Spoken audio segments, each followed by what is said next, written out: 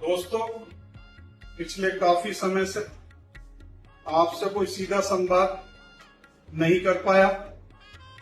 इसके लिए सबसे पहले तो क्षमा प्रार्थी हूं, क्योंकि आपका सहयोग और समर्थन तथा मार्गदर्शन मुझे हमेशा मिलता रहा है, जिसके कारण ही आज मैं आगे बढ़ रहा हूं। आज देश की वर्तमान परिस्थितियां जो हैं, पिछले लगभग 1 महीने से चल रही थी, मैं उसके संदर्भ में आपसे चर्चा करना चाहता हूं। मई 2026 में अभिजीत दीप के द्वारा आंदोलन शिक्षा के नकल को लेकर शुरू किया गया, लेकिन कोई ध्यान किसी के ने नहीं दिया।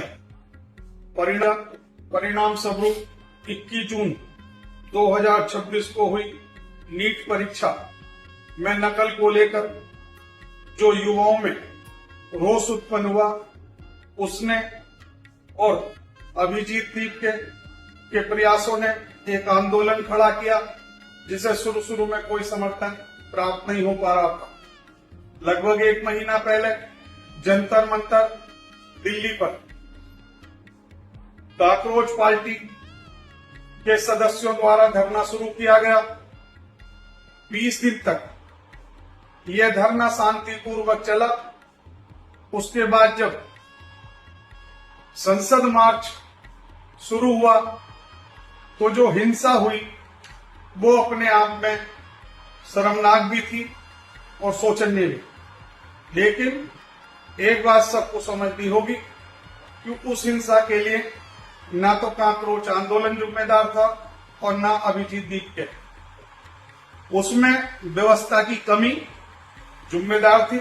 हमारे माननीय केंद्रीय गृह मंत्री जी हर दृष्टि पर निगाह रखे हुए थे, मिनट मिनट की खबर ले रहे थे, मगर किसी भी जिम्मेदार ने यह कोशिश नहीं करी कि 20-30 टुकड़ियां बनाकर मार्ग जो चला शुरू हुआ मार्च, उसके बीच भेज दी जाती, जिससे किसी भी भारी तत्व को इस शांतिपूर्ण आंदोलन को हिंसा का रूप देने की मौका नहीं मिलता।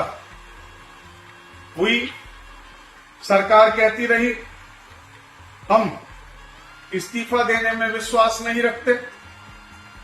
काकरोच आंदोलनकर्ता की प्रथम मांग थी कि धर्मेंद्र का इस्तीफा शिक्षा मंत्री का जब तक नहीं होगा, तब तक कोई बात नहीं होगी। आंदोलन सिस्टमैटिक तरीके से चलता रहा। इसने गति तब और ज्यादा पकड़ी जब सोनम वांगचुक द्वारा इस आंदोलन में को लेकर भूख हड़ताल की गई।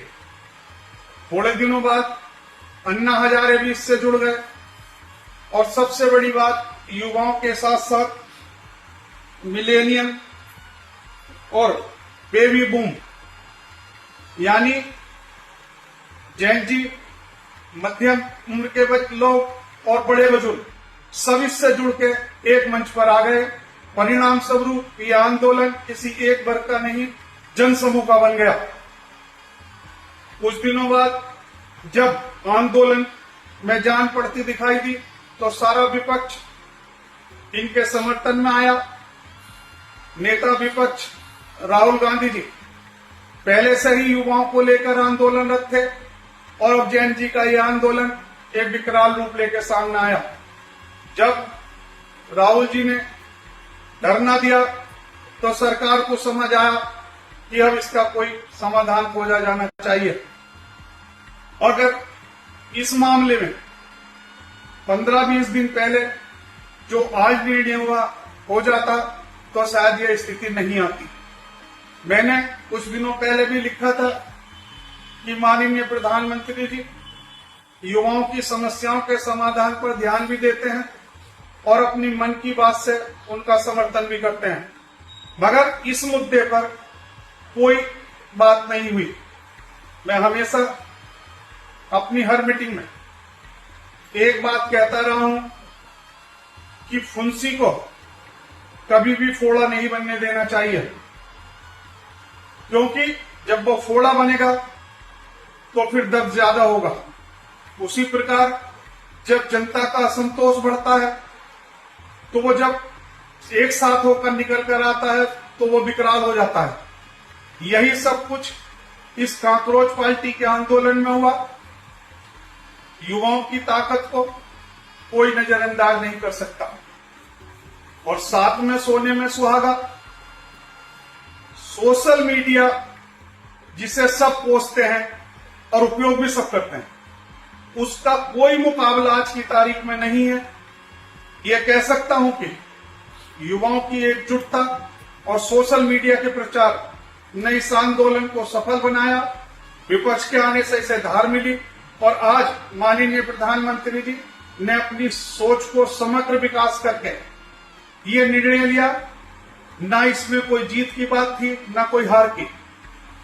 दीप का आंदोलन सफल हुआ है।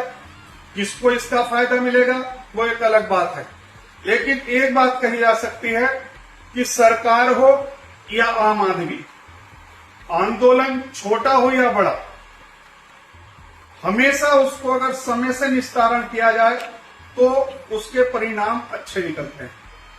जरूरी नहीं है कि कोई आदमी आपके पास आ रहा तो उसकी सारी समस्याओं का समाधान हो जाएगा या उसकी काम ही तुरंत हो जाएंगे, लेकिन अगर आप अच्छी तरह से बात करेंगे, उसे महत्व देंगे, तो वो विकराल नहीं होगा। जहां तक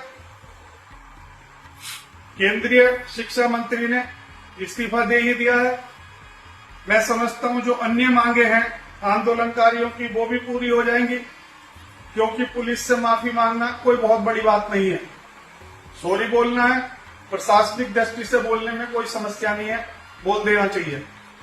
1-1 करोड़ के मुआवजे की जो बात है, आंदोलनकारियों से वार्ता कर समझौता करना चाहिए, और अगर नहीं मानते तो 1-1 करोड़ भी कोई बहुत बड़ी बात नहीं है। 50-60 लोगों को देने में अगर 1 अरब रुपया देना भी पड़ गया देश में शांति व्यवस्था बनाए रखने और युवाओं को बढ़ावा देने के लिए, तो कोई नुकसान की बात नहीं। पैसा तो हमारे देश का ही है। हमारी सरकार युवाओं को बढ़ावा देने की बात कर रही है, तमाम उद्योगपति लगाने के लिए पैसा दे रही है, तो ये समझ ले कि ये भी नेता को बढ़ाने के लिए ये रुपया दिया जा रहा है। साथियों, अगर मेरी बात आपको पसंद आई हो तो इसे सब्सक्राइब करें, लाइक करें और शेयर करें। और हमेशा मैं आपकी हर बात को आगे बढ़ाने के लिए पूरी तौर पर तैयार हूं। बस आप मेरा मार्गदर्शन करते रहिए। मैं आपके सामने देर से आऊं या सवेर से, आप एक टेलीफोन करिए, आपकी हर बात को पूरे वजन से सरकार के और जनता के सामने रखा जाएगा और कोशिश होगी कि उसका पूरी तौर पर समाधान हो। इन्हीं शब्दों के साथ मैं आपसे एक बार पुनः क्षमा प्रार्थी हूं देर से आपके सामने आने के लिए। आगे से कोशिश करूंगा कि जल्दी आपके साथ खड़ा रहूं। इसी शब्दों के साथ धन्यवाद।